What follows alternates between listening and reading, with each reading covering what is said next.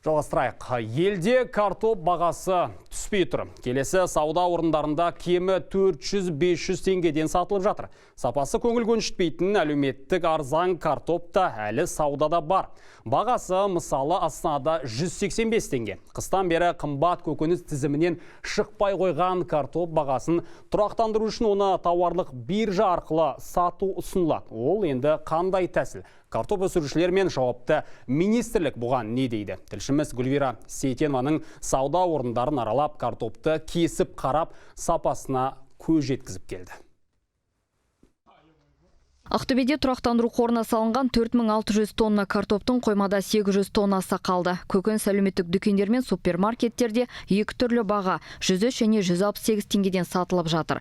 Картоп қорымында фьючерстік келісімшарт жасау арқылы дайындалады. Әлеуметтік кәсіпкерлік корпорациясы жергілікті 3 шаруамен келісімге келген. Картоптың ақшасын алдын ала төлеп қояды, кейін оның құны қанша құбылса да бұрын бекітілген бағамен сатып алып отырады. Форвардтық келісімшарттар мысалға өнімнің алуына біздің өтініммен алуымызға байланысты.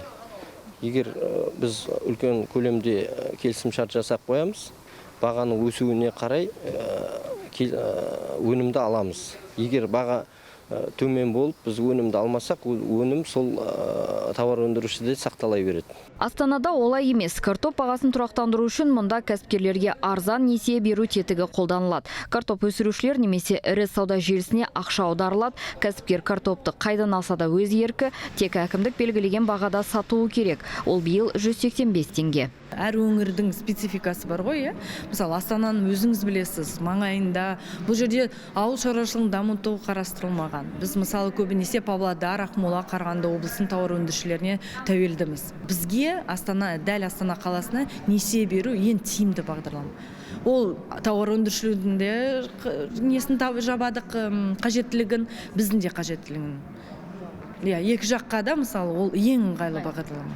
Каспий тауарлық биржасы картоп нарығын реттеудің жаңа жолын ұсынады. Картоп қағазы сын көп, кейбір облыстар тұрақтандыру қорының көлемі туралы жоғарыға өтірік ақпарат берген. Одан да картопты биржа арқылы сатайық деп, биржа басшысы ауыл шаруашылығы және сауда министрлеріне хат жазған. Ұсынысы жауапсыз қалды. Каспий тауар биржасы өнімді алдын ала сату мүмкіндігін қамтамасыз ететін фьючерстік келісімшарттарды пайдалана отырып, картоп саудасының заманауи және ашық тетігін құруды ұсынады. Бағаны тұрақтандырудың биржалық тәсілі фермерлерге өнім көлемін алдын ала жоспарлауға, биржадағы мәмілелер арқылы аванс алуға және несие жүктемесін азайтуға мүмкіндік береді. Солтүстік Қазақстанда 50 гектар алқапқа тұқым салатын қожалық иесі картопты биржада сату идеясын қолдамайды. Алтын таң Дүйсенбаеваның айтуынша, біріншіден фьючерстік келісімшарттың тәуекелі көп. Мысалы, былтыр көктем тасқынды, күз жаңбырлы болды. Картоп өсіретін барлық өңірде өнім дұрыс шықпаған, ал шыққан көкөністі күзде уақытылы жинай алмай қиналған. Суда қалған картопты сақтау қиын, тез бұзылған. Қыстағы тапшылық содан туды дейді шаруа. Екіншіден, биржаға шығарылатын картоп сапасын бақылау қиын. Үшіншіден, картоп өсірушілер көбіне ауылда тұрады. Олардың биржа тілін түсінуі екіталай. Одан бөлек шаруалар картопты қоймадан ақ оп-оңай сата алады. На чьи деньги, резонный вопрос, будут заключаться фьючерсные контракты? Фьючерстік келісімшарттар кімнің есебінен жасалады? Мемлекеттің ақшасына ма? Онда биржаға шығып қосымша пайыз төлеп, ақша жұмсаудың қажеті қанша? Идея жақсы, бірақ менің ойымша ол биржа емес, банктер арқылы ма басқаша болу керек. Себебі тәуекелі көп. Егер ертең фьючерстік келісімшарттың талабы орындалмаса, кім жауап береді? Тағы да мемлекет пе? Ауыл шаруашылығы министрлігіндегілер картопты биржаға шығару ұсынысы қаралып жатқан айтады. Бұл тәсіл мемлекетке қаншалықты тиімді болатыны есептелген соң тараптар бір шешімге келеді. Сату мәселесі бойынша Каспий биржа деген акционерлік қоғамның бізге өтініші келіп түсті. Ол өтінішті қазір біз қарастырудамыз және сауда министрлігімен осы мәселені пысықтаудамыз.